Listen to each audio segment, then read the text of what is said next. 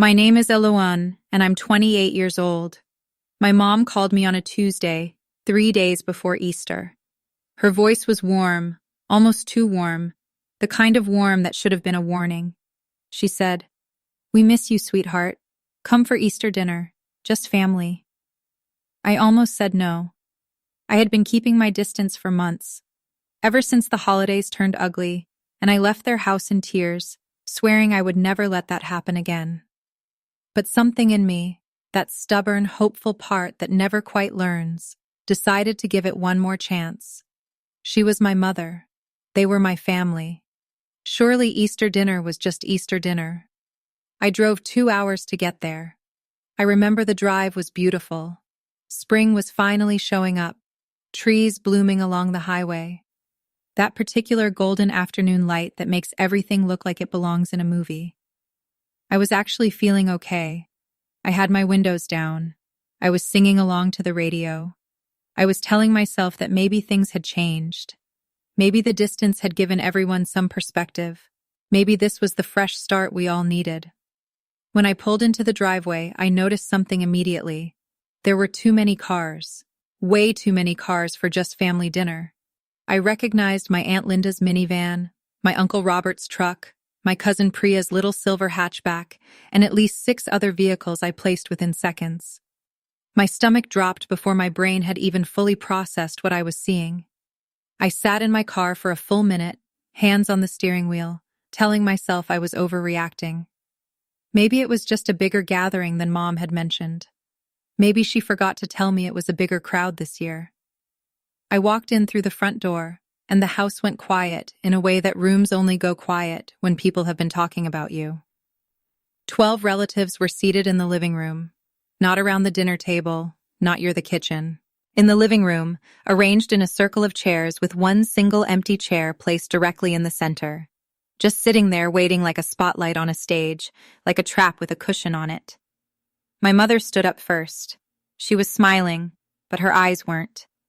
She gestured to the empty chair in the middle and said, "Sit down, Eloin. We've all been waiting for you." My legs moved because I didn't know what else to do. I sat in that chair, surrounded on all sides by people who shared my blood, and I felt more alone than I have ever felt in my life. And then my mother looked at me the way she had looked at me my whole childhood, when I had done something to disappoint her. And she said 6 words that were clearly rehearsed, clearly agreed upon before I ever walked through that door. She said, "We all agree you're the problem." Nobody flinched. Nobody looked away. 12 people sat there and let those words land on me like they were obvious, like they were overdue, like I should have known this was coming. I did not cry.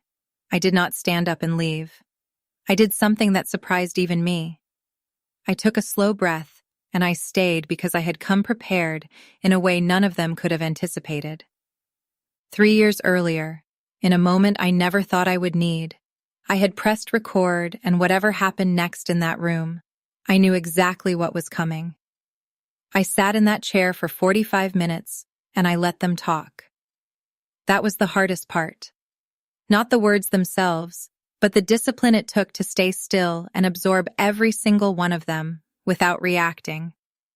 They had clearly organized this. There was an order to it, almost like a lineup. My Aunt Linda went first, talking about how I had always been difficult, how even as a child, I made family gatherings uncomfortable, how I had a way of making everything about myself.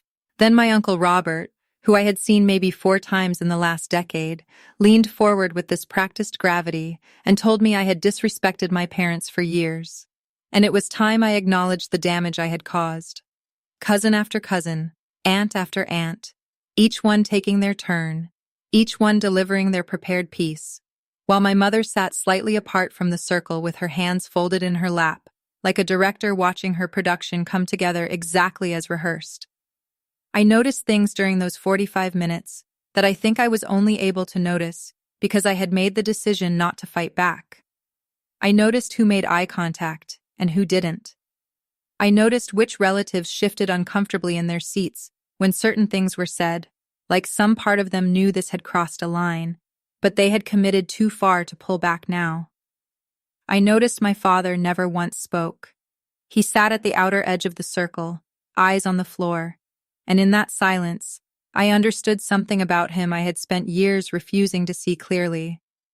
When the room finally ran out of things to say, my mother looked at me with that expression she reserved for moments she considered her finest, that mixture of righteousness and relief, and asked me what I had to say for myself. I reached into my bag, I took out my phone, I pulled up an audio file dated 3 years, 2 months, and 11 days ago, and I pressed play. The room heard itself. Not performing, not rehearsed, not careful, just itself, raw and unguarded in a conversation that had taken place in this same house during Christmas 3 years ago, when my mother did not know I had left my phone recording on the kitchen counter, before stepping out to get something for my car. What came out of that speaker was my mother's voice telling my Aunt Linda that she had always resented how I turned out, that she felt I had wasted every opportunity she gave me, that she was embarrassed by me, and that she wished I was more like my cousin. It was her voice, unmistakably, undeniably hers, and the room knew it. The silence that followed was the loudest thing I have ever heard.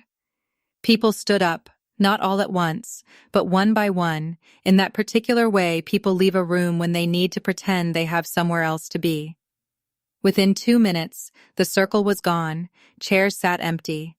I could hear hushed voices in the hallway, the sound of coats being grabbed, the front door opening and closing, cars starting in the driveway. My mother stayed seated, but she had nothing left to say. My father finally looked up from the floor, and for just a moment something passed across his face that looked like it might have been sorrow. Though whether it was for me or for himself, I still do not know. I picked up my bag. I stood up from that center chair and I walked out the same door I had walked in through less than an hour before. The spring light was still golden. The trees were still blooming. I sat in my car and I did not cry. Not because I was not hurt, but because something had shifted in me permanently. I had spent 28 years trying to earn a verdict from people who had already decided. That Easter, I stopped waiting for their verdict and started writing my own. I drove home with my windows down. I was not singing this time, but I was finally completely free. If this story moved you, hit that subscribe button right now, because every single week, we bring you real stories about real people who found their strength in the moments that were designed to break them. You do not want to miss what comes next. Subscribe and welcome to the family that actually shows up for